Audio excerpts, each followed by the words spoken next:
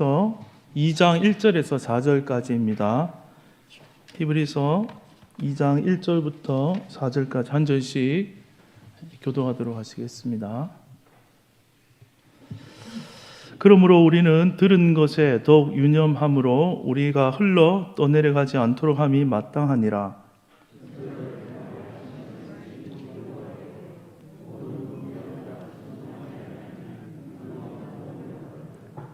우리가 이같이 큰 구원을 등한히 여기면 어찌 그 보응을 피하리요. 이 구원은 처음에 주로 말씀하신 바요 들은 자들이 우리에게 확증한 바니 하나님 또 표적들과 기사들과 여러 가지 능력과 및 자기의 뜻을 따라 성령이 나누어 주신 것으로서 그들과 함께 증언하셨느니라. 아멘. 네, 몇 주 동안 우리 지하에서 예배드린다고 고생하셨는데 오늘 교회 오니까 밝고 환해졌죠. 네, 건물도 이렇게 새 옷을 입으니까 너무 환해져서 좋은데 우리 옆 사람과 이렇게 한번 인사하겠습니다. 네, 우리 환한 얼굴로 삽시다. 이렇게 한번 인사하도록 하겠습니다. 네, 교회 공사한다고 수고해주신 모든 또 분들, 또 특별히 또 장로님, 또 토요일 어제 나와서 함께 봉사해주신 모든 분들에게도 아울러서 감사의 말씀을 드립니다. 네, 이 오후 시간에 오늘 우리 함께 살펴볼 말씀은 이같이 큰 구원이라는 제목으로 잠시 말씀을 함께 나누도록 하겠습니다. 교회를 오래 다닌 분도 우리가 다 오래 다녔지 않습니까? 또 많은 사람들이 교회를 오래 다녀서 복음에 대해서 나는 다 너무 많이 들어서 익히 들어서 잘 알고 있다고 우리가 다 확신하고 하기가 쉽습니다. 물론 우리가 잘 알고 있죠. 그러나 과연 우리가 그 복음을 알 뿐만 아니라 내가 살아가는 삶이, 지금 현재의 삶이 복음 안에 살고 있는지를 물었을 때에는 자신 있게 내가 복음을 살아가고 있다 이렇게 대답할 사람은 많지 않을 것 같습니다. 우리가 복음을 교리적으로는 머릿속에 많은 지식은 알고 있지만 그 복음의 삶을 오늘 나의 삶의 자리에서 지금 그것을 누리고 있지 못하다면 복음을 온전히 내가 알고 있다고 이렇게 자신 있게 얘기하기는 어려울 것입니다. 우리가 읽은 오늘 1절 말씀을 다시 한번 보시면요. 그러므로 우리는 들은 것에 더욱 유념함으로 우리가 흘러 떠내려가지 않도록 함이 마땅하니라. 이 말은 무슨 말이냐면 이미 히브리서 이 독자들은 이미 복음을 들었다는 말이죠. 이미 복음을 들은 자들입니다. 그러나 이 복음이 점차 흔들리면서 차츰차츰 다른 곳으로 이렇게 흘러 떠내려 갔다는 뜻입니다. 이것은 우리들에게도 마찬가지일 수 있습니다. 분명한 복음의 말씀 우리가 들었음에도 불구하고 우리가 날마다 그 복음을 유념하고 그 진리의 말씀을 붙잡지 않으면 우리의 생각과 또 우리의 삶이 다른 곳으로 복음으로부터 점차 먼 곳으로 이렇게 떠내려 갈 수 있다는 것이죠. 히브리서 기자는 우리가 받은 구원을 3절에서 이렇게 표현했습니다. 오늘 설교 제목이기도 한데요. 이같이 큰 구원을 우리가 받았다. 이렇게 설명을 하고 있습니다. 오늘 말씀을 통해서 우리가 받은 이같이 큰 구원이 과연 무슨 구원인지 다시 한번 깨닫게 되고 또 그 말씀을 확실히 붙잡고 돌아가는 시간 될 수 있기를 주님의 이름으로 축복합니다. 이같이 큰 구원을 세 가지로 오늘 말씀을 나누려고 합니다. 첫째로 우리가 받은 이같이 큰 구원이란 예수님이 우리와 형제가 되어주신 구원입니다. 예수님이 우리와 형제가 되어주신 구원입니다. 우리가 살면서 힘들고 어려운 일을 당했을 때 또 어떤 위로가 가장 여러분에게 큰 위로가 되었습니까? 나와 형편이 다르고 처지가 다른 사람의 그러한 말의 위로가 아니라 나와 똑같은 형편에 있는 사람, 나와 똑같은 아픔을 겪은 사람이 와서 우리를 위로해 줄 때 큰 위로를 받게 되는 것이죠. 위로는 단지 말로 하는 그러한 것이 위로가 아니라 그 사람과 곁에 와서 같아지는 것, 그 사람의 자리에 있는 곳에 함께 오는 것, 그 자리에 있어주는 것, 그것이 가장 큰 위로가 되는 것입니다. 하나님은 우리를 위로하시는데 그냥 높은 자리에 앉으셔가지고 내가 너를 위로해 줄 테니 네가 내 있는 곳에 이렇게 올라와라 이렇게 말씀하시지 않고 하나님은 직접 우리가 있는 곳까지 내려오셔서 우리를 위로해 주신다는 것입니다. 예수님이 땅에 오셨을 때 어떻게 사셨습니까? 사마리아 수가성까지 예수님은 여인을 찾아가셨고 또 예수님은 수많은 사람 중에 나무 위에 올라간 그 삭개오를 삭개오에게 다가가셔서 내가 오늘 너희 집에 머물겠다. 친구라고 그렇게 불러주신다는 것이죠. 이것이 다 먼저 찾아오시는 하나님의 구원을 보여주는 것입니다. 하나님께서는 여전히 오늘도 우리를 너무나 사랑하셔서 우리 한 사람 한 사람을 오늘 또 사랑하셔서 찾아오시는 줄로 믿습니다. 우리는 하나님이 이렇게 우리의 일상 가운데 매 순간 가운데 찾아오실 때 우리의 마음을 강팍하게 하지 말고 마음을 열어서 그 다가오시는 구원의 은혜를 믿음의 손을 내밀어서 받아들이는 그러한 은혜가 우리에게 있게 되기를 주님의 이름으로 축복합니다. 하나님께서는 그때만 다가오시는 것이 아니라 아마 영원까지 우리를 찾아오시고 오실 것입니다. 아무리 하나님께서 우리를 찾아오셔도 내 눈과 마음이 다른 곳을 쳐다보고 있고 내가 믿음의 손을 내밀지 않고 불신의 마음을 갖고 있다면 그 은혜는 그 사람에게는 맛볼 수 없는 것이겠죠. 오늘 2절 말씀에 보시면 이런 말씀이 나오고 있습니다. 천사들을 통하여 하신 말씀이 견고하게 되어 모든 범죄함과 순종하지 아니함이 공정한 봉을 받았거든. 이 구절만 읽으면 무슨 말인지 이해하기가 어렵습니다. 그런데 이것은 구약을 말하고 있는 것입니다. 구약에서 이스라엘 백성들이 하나님으로부터 어떤 은혜를 받았습니까? 모세를 통한 출애굽의 은혜를 받았지만 약속의 땅인 가나안 땅에 들어가는 일에서는 그들이 불신하고 믿지 못했기 때문에 그 구원의 약속을 받지 못하고 1세대가 모두 광야에서 죽은 것을 2절에서 이렇게 표현한 것입니다. 구약의 모세를 통한 이 출애굽과 가나안 땅의 약속은 신약에 있을 진짜 구원의 그림자라는 것입니다. 예수님이 우리를 십자가에서 죄로부터 영원히 출애굽시켜 주신 것이고 또 예수님이 그 십자가에서 부활하셔서 생명의 세계로 하나님의 나라로 우리를 영원히 인도하신 것이 가나안 땅, 약속의 땅의 그림인 것입니다. 그런데 구약의 그림자에 해당하는 그 구원에 있어서도 이들이 믿지 않았을 때 그들이 다 광야에서 죽었는데 이같이 큰 신약의 구원을 너희들이 거절하면 도대체 어떻게 하겠느냐, 그렇게 히브리서 기자가 말하고 있는 것이죠. 예수님을 통한 구원이 진짜 구원이고 이 구원 다음에 구원은 없습니다. 이것은 최종적 구원인 것이죠. 그런데 이 구원을 거절하면 안 된다라는 것입니다. 예수님이 우리를 구원하시기 위해서 어떻게 하셨습니까? 우리의 자리까지 내려와서 우리와 무엇이 되어줬다고 말씀하냐면 형제가 되어줬다고 말씀을 하고 있습니다. 우리가 읽지는 않았지만 2장 11절 말씀을 함께 보겠습니다. 제가 읽어드리겠습니다. 2장 11절입니다. 거룩하게 하시는 이와 거룩하게 함을 입은 자들이 다 한 근원에서 난지라. 그러므로 형제라 부르시기를 부끄러워하지 아니하시고. 우리도 이 땅을 살아갈 때 내 주변에 어떤 사람들하고 어울리느냐에 따라서 때로는 내 자신이 높아지기도 하고 낮아지기도 하고 때로는 자랑스러워지기도 하고 또 부끄러워질 수도 있습니다. 제가 높은 사람들과 함께 있으면 누가 탁 지나가는데 누가 나 아는 사람이 오지 않나, 나 좀 봐주지 않나 이런 생각이 듭니다. 제가 전에 설교할 때 한번 말씀을 드렸긴 했는데 제가 살면서 가장 높은 사람 누가 만나봤을까 이렇게 생각했는데 저는 김부겸 국무총리와 식사를 해봤고 또 한 번은 유승민 의원과도 식사를 한 적이 있습니다.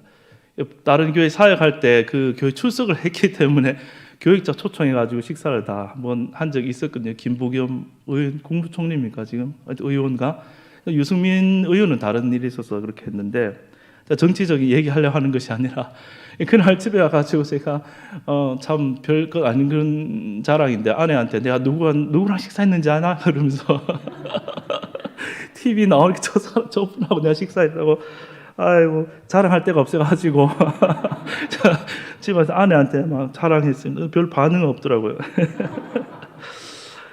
그런데 만약 제가 길에 있는데 막 거지들하고 뭐 지금 같이 있게 되고 밤에 길에 갔는데 술 취한 남자나 여자들 사람들과 막 같이 있게 뭐 어떻게 돼서 얽혀서 서 있다고 한번 생각해 보십시오.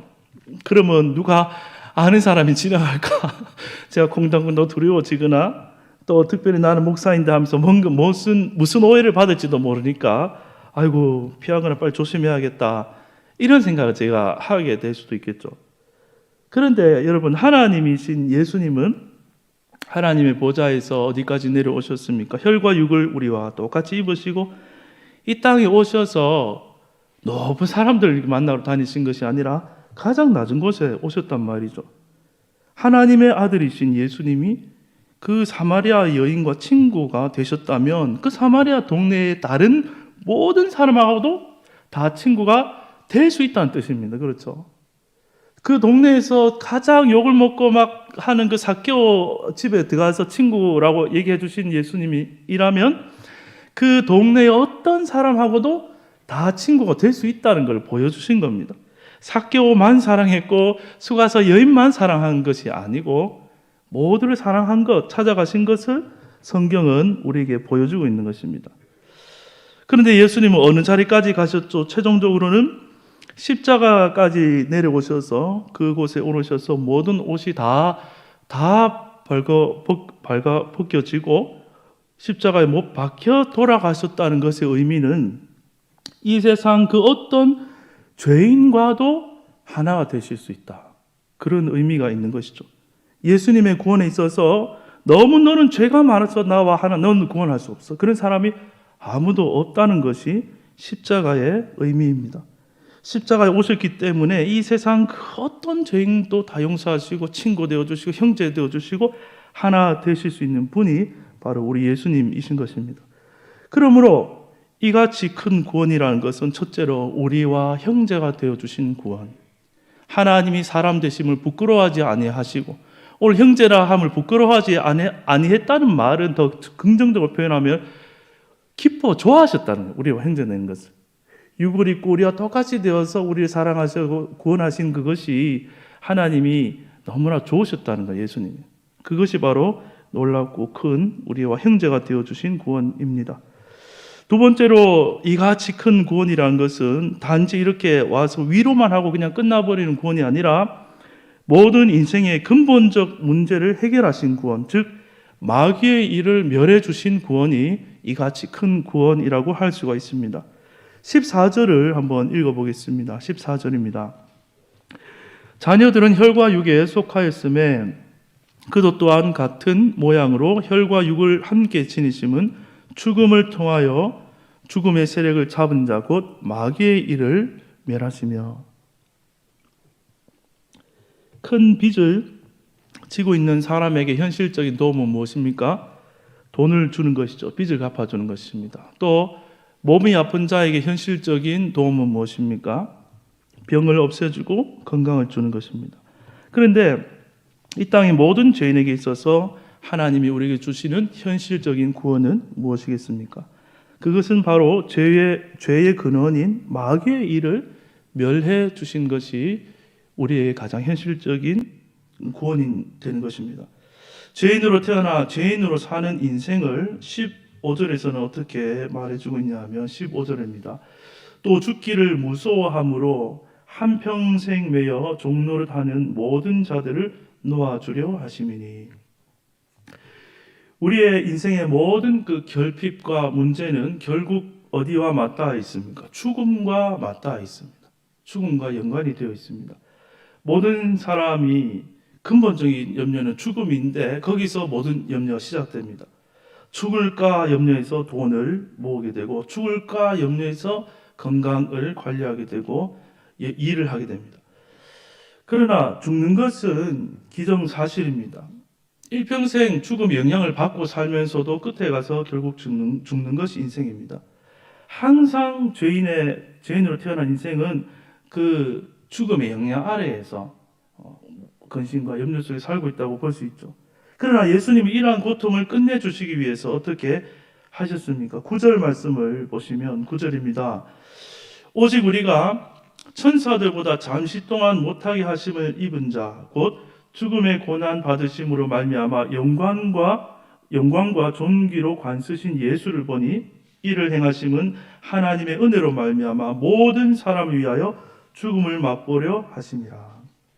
9절에서 보면 죽음의 고난을 받으심으로 말미암아 그랬고 또 모든 사람을 위하여 죽음을 맛보려 하셨다. 14절에서도 그러한 것이 나옵니다. 죽음을 통하여 이런 표현이 나오고 18절에도 보면 시험을 받아 고난을 당하셨다. 예수님이 우리 모두를 다 데리고 함께 죽음을 통과하신 것이 바로 십자가입니다.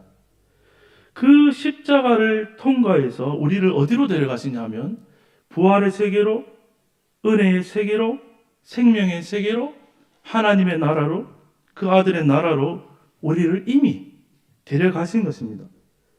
늘 사망이 지배하는 우리 몸과 마음에 그 죽음을 통과해서 예수를 믿을 때 우리 속에 생명을 주시고 부활을 주시고 은혜를 주시고 성령을 주시는 것입니다. 그래서 10절에 보면 예수님을 어떻게 부르고 있습니까? 10절에 보시면 그러므로 만물이 그를 위하고 또 그로 말미암은 이가 많은 아들들을 이끌어 영광에 들어가게 하시는 일에 그들의 구원의 창시자를 고난을 통하여 온전하게 하심이 합당하도다. 여기서 보면 좀 독특한 표현이죠. 구원의 창시자. 예수님을 구원의 창시자라고 합니다. 창시자 그러면 어떤 사람이죠? 처음 그것을 하는 사람, 처음 뭔가를 만들어내는 사람, 처음 시작해 주는 자가 창시자죠.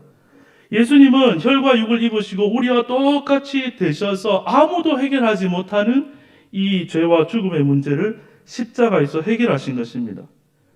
그 죽음을 통과해서 구원의 첫 사람, 부활의 첫 열매가 되신 것이죠.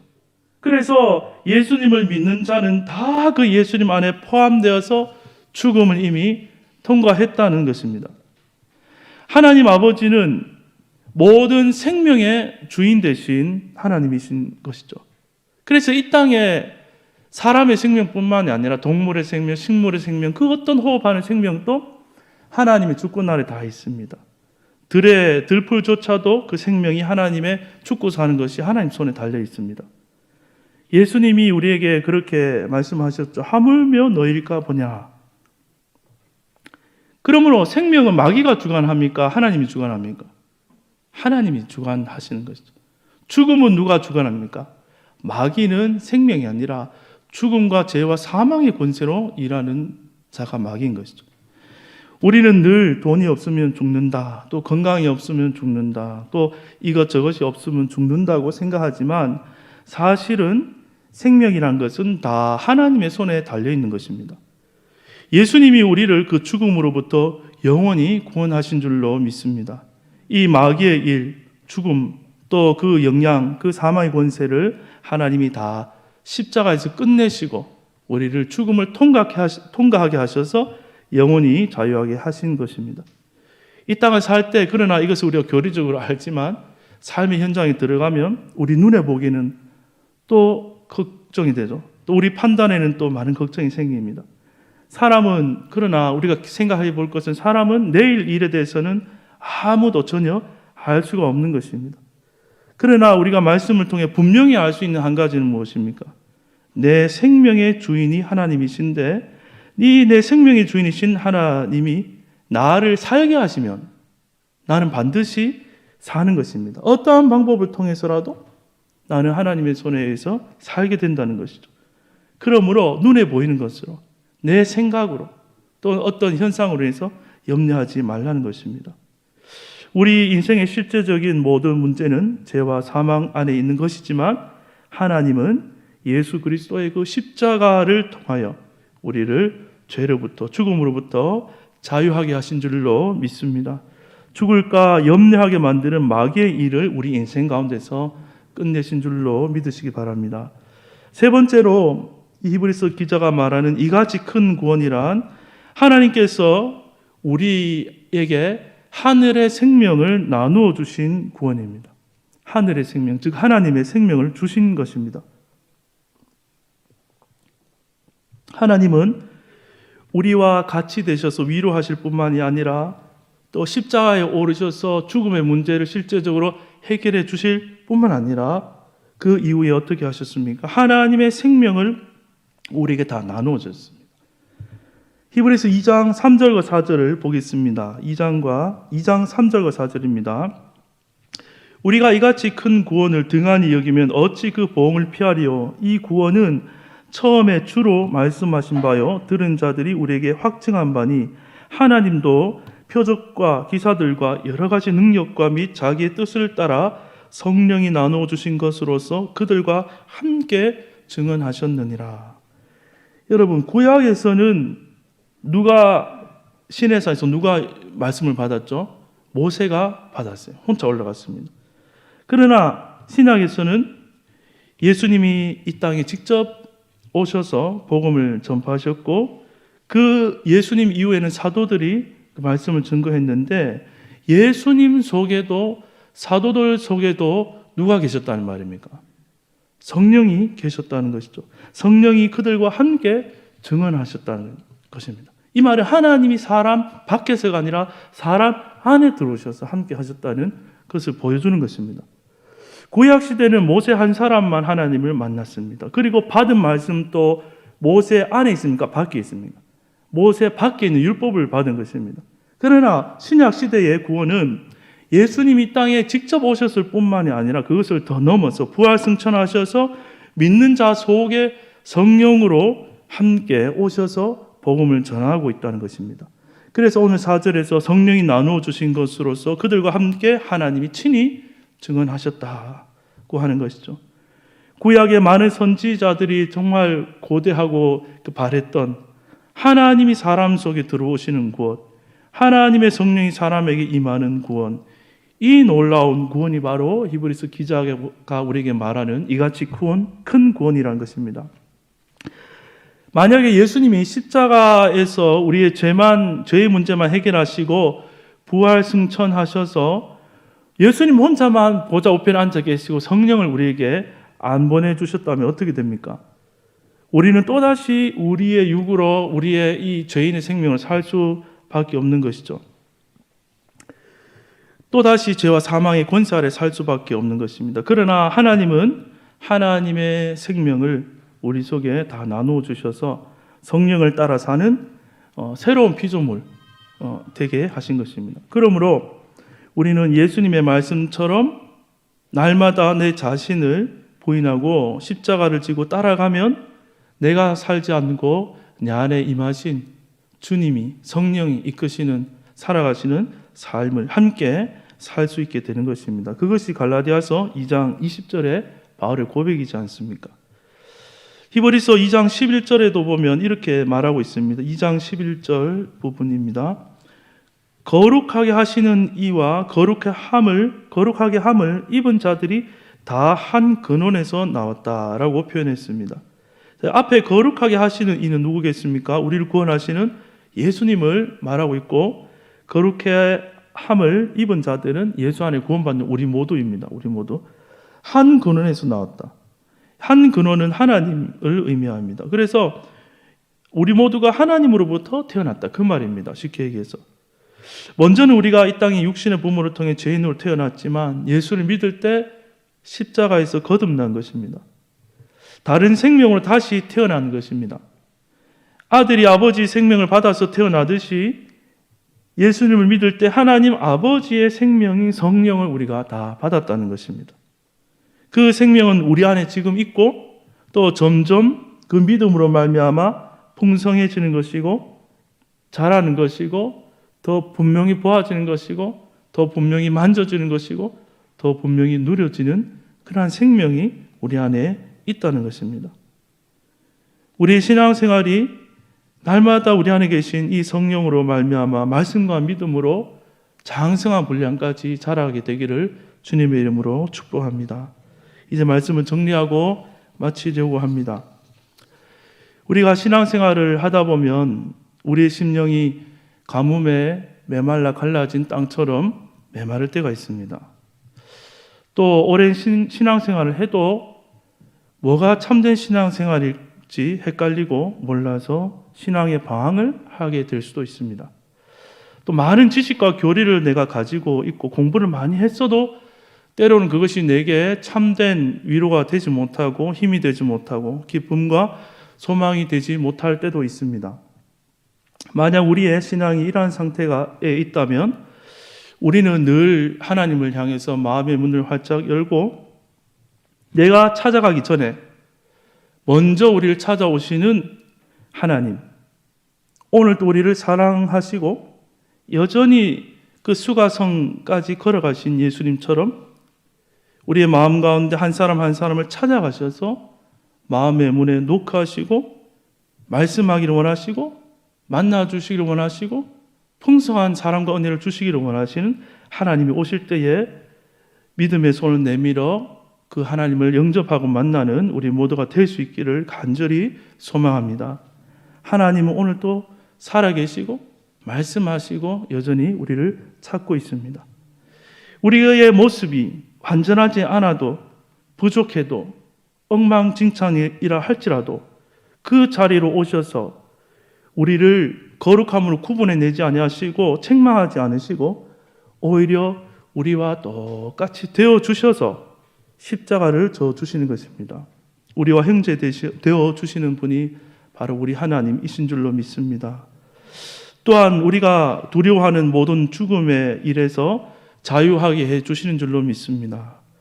하나님 아버지께 내 생명까지도 맡길 수 있는 그 믿음을 우리에게 주셔서 우리 인생을 향해서 평안을 주시고 쉬게 해 주실 것입니다.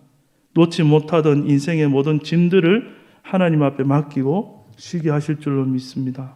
그리고 우리 안에 이 땅에서는 찾아볼 수 없는 것, 하나님의 생명, 성령을 주셔서 또 다른 사람에게 이 큰 구원의 기쁜 소식을 삶으로, 존재로서 그들에게 전할 수 있는 그러한 쓰임받는 복된 인생으로 우리들을 인도해 주실 줄로 믿습니다.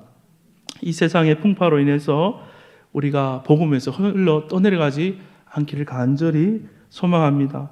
늘 진리의 말씀, 복음의 말씀으로 이겨서 풍성한 하나님 나라를 살아가시는 아멘의 모든 성도님 되시기를 주님의 이름으로 축복합니다.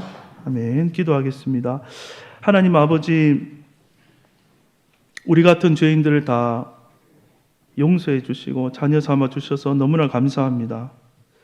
죄를 탕감받는 것도 너무나 큰 우리에게 은혜인데 우리와 형제 되어주시고 친구 되어주시고 우리에 있는 허물들로 인해서 우리가 하나님과 분리가 되는 것이 아니라 오히려 그 연약함을 채울하셔서 너무나 잘 아시기에 한 마음이 될 수 있는 우리 구주 예수님이 우리 안에 계심을 믿게 하여 주시옵소서. 하나님, 우리가 이 땅을 살아갈 때 또 여러 가지 인생의 짐이 있습니다. 내 힘으로 해도 하려고 해도 넘을 수 없는 벽들이 많이 있습니다. 그러나 날마다 믿음으로 그 짐을 하나님 앞에 다 내려놓게 하시고 하나님이 앞서 행하심을 믿을 때에 주님의 말씀을 따라 뒤따라가며 순종하는 삶이 될 때 하나님의 놀라운 구원의 역사가 우리 삶 속에 경험되어질 수 있도록 인도하여 주옵소서. 하나님뿐만 아니라 우리가 땅의 것을 찾고 구한 자들이 아니라 날마다 성령 구하고 은혜 구해서 우리의 속사람이 강건하고 성령으로 충만한 우리 삶이 되게 하여 주시옵소서. 감사드리며 예수님의 이름으로 기도하옵나이다. 아멘.